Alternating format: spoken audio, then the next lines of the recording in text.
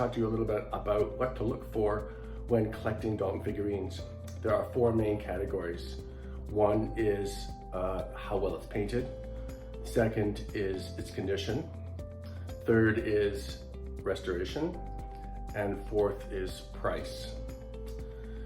With the first one being how well it's painted, you want to look at the overall piece to make sure she's painted or it is painted correctly. In particular with a lot of the pretty ladies, you want to look at the face to make sure her face looks somewhat genuine and looks like it's painted correctly. If it's not painted correctly, I wouldn't suggest you buy it. The other thing you want to look for is condition. If it's broken, chipped, cracked, it has little to no value.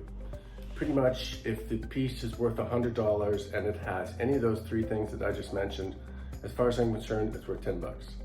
Not worth anything. Don't bother collecting it.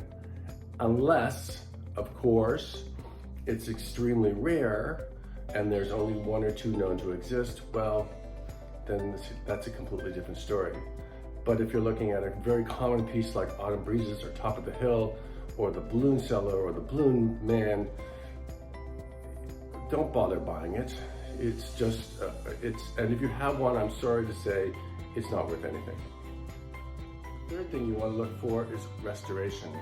Restoration's a little bit more difficult to detect in today's day and age because the China restorers are very good at hiding the damage that was done to the piece. A good China restorer can make it look like there was never anything wrong with the piece in the first place.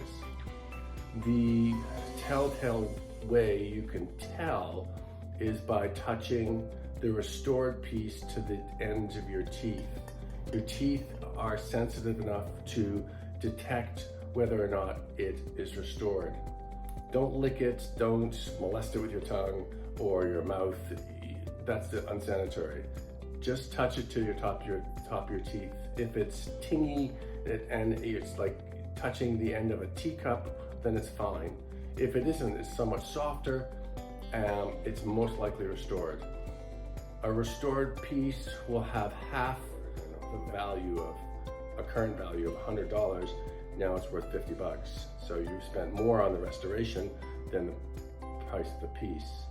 If the current piece sells for $1,000, well, and you spent $40 to $80, well, then of course it still has some value because a restored piece would then therefore sell for about $500. Condition is price. I'm going to not talk about price per se in this video, but do an entire video just on pricing your figurines at a later date.